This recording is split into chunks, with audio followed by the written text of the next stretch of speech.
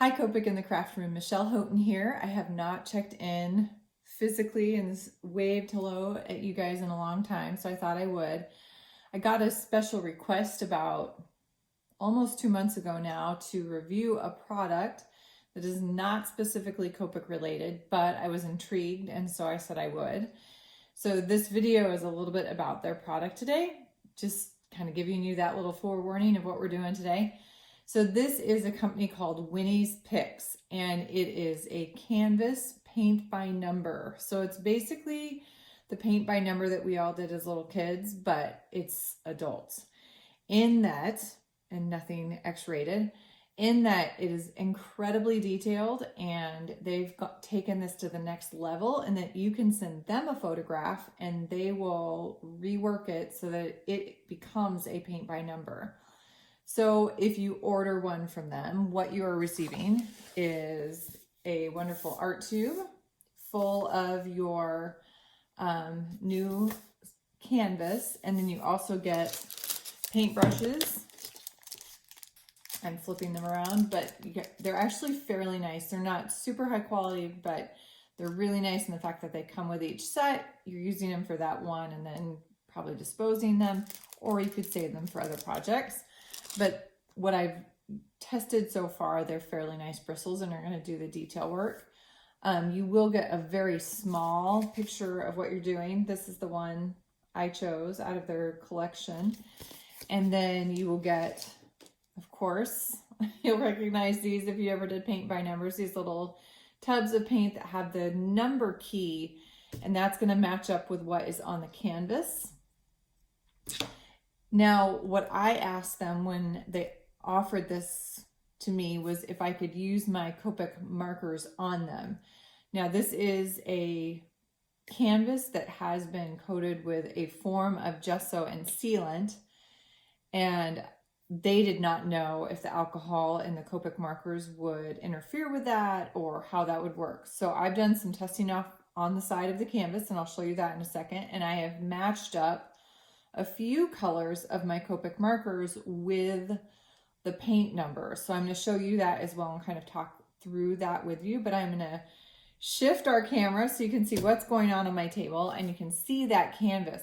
The canvas itself is fairly large, so it's not going to fit very well in my current workspace, since I usually work so small, but it's going to give you a sense of what's going on, and you guys can get a really good feel for if this is something you'd like to try. If you are a crafty person, whether you end up doing this with your Copic markers or whether you do this with the paint that they supply, I think it would be a really fun. And I'll be honest, the fact that they can take a photograph of mine and turn it into a paint by number project is truly intriguing to me. All right, so let me get this flipped and we'll talk a little more. All right, so this gives you a sense, and you can see in comparison to my hand, this gets really tiny detailed, and everything's done in a light gray. The canvas itself is about 2 feet by like 2.5, something close to that. I'd have to go back and look at the measurements again, but fairly large. This is where I was testing my Copic. So what I did is I took 3 or 4 colors, did some blending, did some moshing around. It did not seem to reliquify the gesso. I didn't have any white picking up on my marker. I did go scrubbing, doing some blending. Now it is a smoother surface, more of a non-porous surface. So you are gonna have that effect that it doesn't blend exactly like it would normally. So then I've done this little test run. So I've got the paint colors that are in 1 through 4, 1, 2, 3, and 4, and then testing some Copics around that. And there's a couple that aren't super exact. This one in particular, I think I probably need to change that to an earth tone, but I got really close on number 4. And I actually got fairly close, very close on number 1. 1 is one of the ones that is going to be one of the flower colors. You can probably see the little image again, that it's just some really pretty flowers in a vase. So what I wanted to see, and I hadn't tested yet because I hadn't gotten onto here, is remember Copic color is transparent.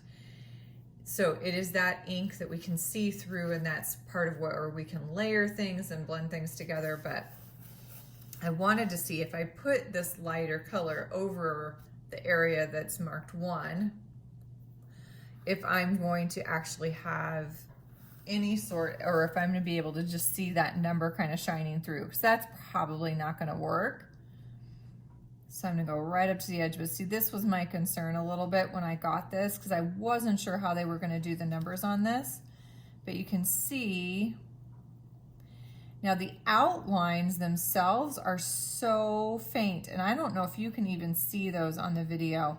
My guess is the outlines, as I kind of run things up against each other, are going to truly disappear. That's almost like that no line effect. But I can very clearly still see that number. Let's see if I can get you guys closer. There we go. So I don't know that Copic is going to work with this. And really, it's not because of the surface itself. I actually think it would probably work with that. But I don't necessarily want to see my numbers popping through. In the meantime, though, we have these beautiful paints. And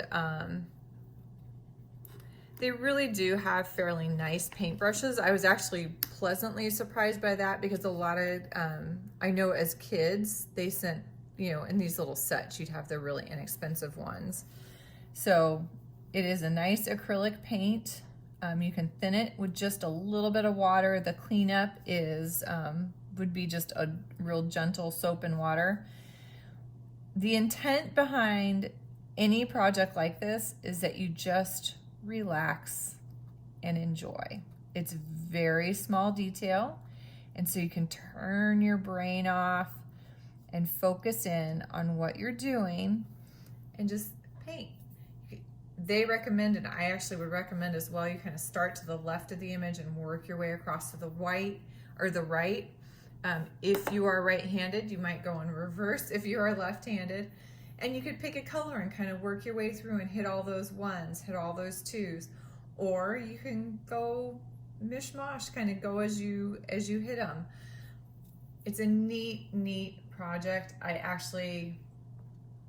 think they've got a really nice thing going.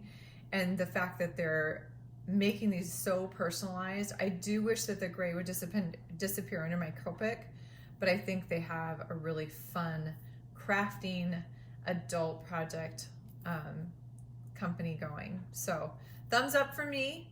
Thank you so much, Winnie's Picks, for inviting me to play around with these. When I have time, this is something I certainly will come back to, because I would enjoy sitting and doing this. So over the next year, you may end up seeing a finished product.